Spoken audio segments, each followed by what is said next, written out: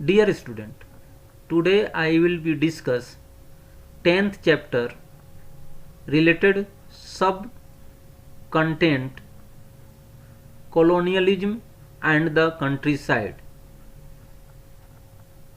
Colonial rule was first established in Bengal. Therefore, it was in this region that the earliest attempts were made to record a rural society and establish a new regime of land rights and a new revenue system. This revenue system established in Bengal first known as permanent settlement. The permanent settlement came into operation in 1793. According to this, the East India Company had fixed the revenue to be paid by each jamindar. The estates of those jamindars who failed to pay were auctioned to recover the revenue. तो इस प्रकार हम देखते हैं कि औपनिवेशिक शासन सर्वप्रथम बंगाल में स्थापित हुआ और इसी प्रांत में सबसे पहले ग्रामीण समाज को पुनः व्यवस्थित करने और भूमि संबंधी अधिकारों की नई व्यवस्था और नई राजस्व प्रणाली को लागू करने का भी प्रयास किया गया। इस नई व्यवस्था को अस्थाई बंदोबस्त के नाम से जाना जाता है, जो 1793 में बंगाल में लागू की गई। इसके अंतर्गत जमींदारों को कई अधिकार दिए गए और इस व्यवस्था के अंतर्गत राजस्व वसूली का काम प्रारंभ किया गया। The permanent settlement was made with the Raja and Talukdars of Bengal. Now they were classified as Jamindars.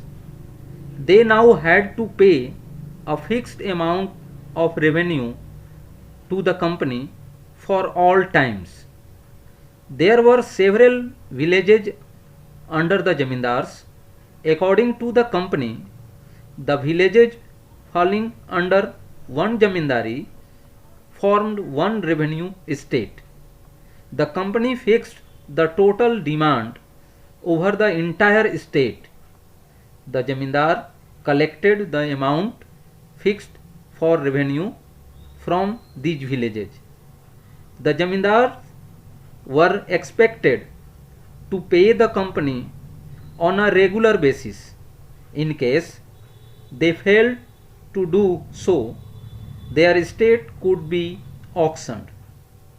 After the permanent settlement, the early decades witnessed jamindars regularly failing to pay the revenue, resulting in the accumulation of unpaid balances. There were various reasons due to which the jamindars were unable to pay the revenue. First, the initial demands were very high. The arguments given for this was that as agricultural production expanded and prices rose, the burden on the jamindars would gradually decline. Second, this high revenue demand was imposed in 1790s when the prices of agricultural produce were low, making it difficult for the Rayat to pay their dues to the Jamindar. When the Jamindar himself could not collect the revenue, how could the pay his amount fixed for revenue to the company? Third, revenue was the invariable whether the harvest was good or bad. The revenue had to be paid at the right time. The company gave importance to the jamindars but wanted to control and restrict their autonomy. That being the reason the Jamindar's troops were disbanded, customs duties were abolished, and their courts were brought under the supervision of a collector appointed by the company. The Jamindars also lost their power to organize local justice and the local police, collect revenue from the Raiyat.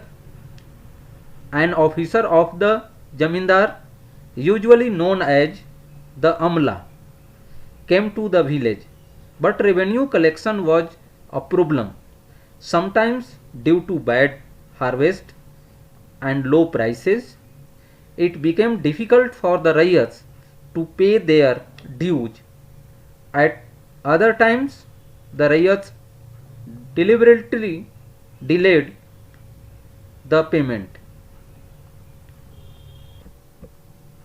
Rich Raiyats and village headmen, Jotdars and Mandals were only too happy to see the Jamindar in trouble. The Jamindar could therefore not easily assert his power over them. Jamindars could prosecute defaulters, but the judicial process was long drawn. By the end of the 18th century, a group of rich peasants were gaining their position in the villages. These peasants were known as Jotdars. In the early years of the 19th century, the Jotdars had acquired vast area of land and gained control over them. A large part of the land owned by Jotdars was cultivated by sharecroppers who used to bring their own plough, labored in the fields, and used to hand over half the produce to the Jotdars after the harvest. In the villages, the Jotdars were more powerful than the Jamindars. The reason was that while the Jamindars lived in towns, the Jotdars lived in the villages. In this way, the Jotdars had direct control over a large section of villagers. When the Jamindar failed to pay his revenue and his estate was auctioned, it was often the Jotdars who purchased these estates. The Jotdars were most powerful in North Bengal. In some parts of Bengal, they were known as Havaldars, whereas in some other parts they were known as Gantidars or Mandals. The Jamindars exercised their control over their Jamindaris through fictitious sale. According to this, during the auction, the agent of Jamindars would buy their estate.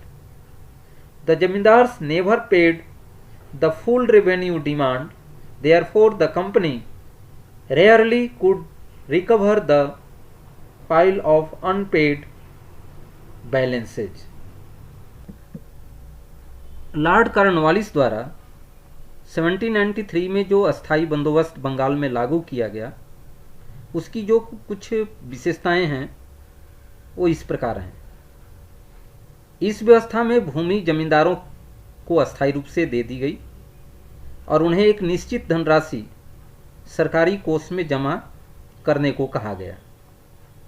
इससे जमींदारों को कानूनी तौर पर भूमि का मालिकाना अधिकार मिल गया और वे किसानों से मनमाने तरीके से लगान वसूल करने लगे।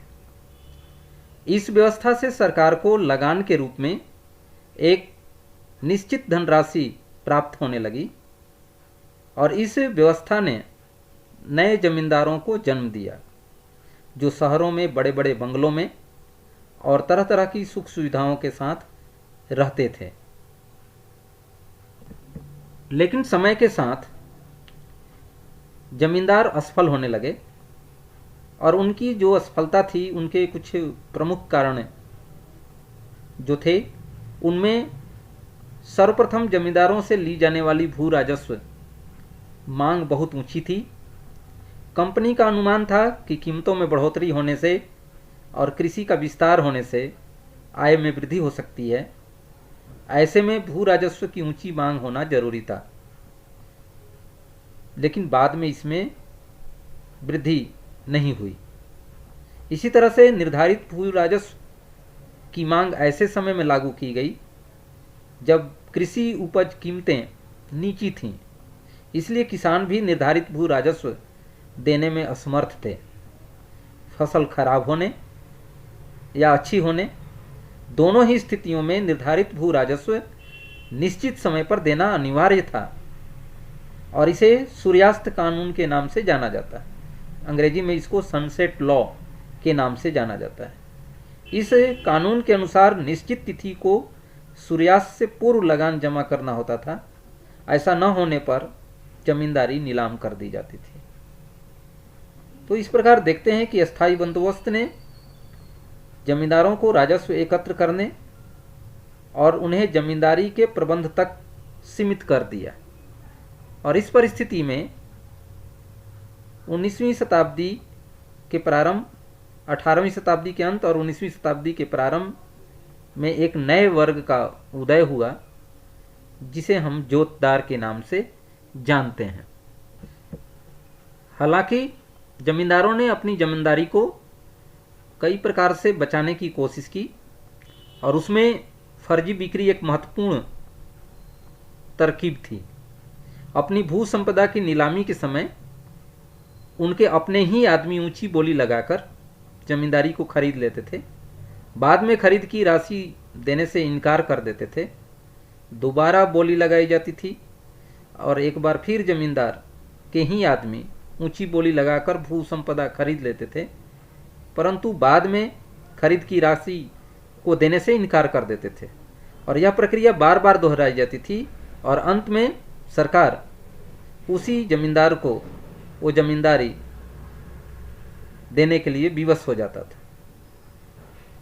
लेकिन ग्रामीण बंगाल में बहुत से इलाकों में जोतदार एक ताकतवर हस्ती के रूप में सामने आए और उनके ताकतवर हस्ती के रूप में उभरने के कई कारण थे। उसमें जो प्रमुख हैं, उसमें जोतदारों के पास जमीन की बड़ी बड़ी रकबें होती थीं। इन जोतदारों ने स्थानीय व्यापार और साहूकार के कारोबार पर भी अपना नियंत्रण कर लिया था। इस प्रकार वे उस क्षेत्र के गरीब काश्तकारों पर अपनी व्यापक शक्ति का प्रयोग भी करते थे।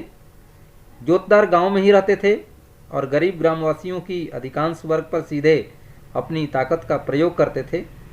वे स्वयं खेती नहीं करते थे, लेकिन उनकी खेती बटाईदार द्वारा की जाती थी, जो फसल के बाद उपज का आधा हिस्सा जोतदारों को दे देते थे। इस प्रकार जोतदार बिना किसी लागत और मेहनत के धनवान और शक्तिशाली होते चले गए और जमींदारी और जमींदारों के पतन का एक महत्वपूर्ण कारण बना। तो इस पाठ में आज आपने बंगाल में अस्थायी बंदोबस्त, जमींदारी और उसकी प्रमुख विशेषताएं और जोतदारों के उदय से संबंधित महत्वपूर्ण कारणों को जाना।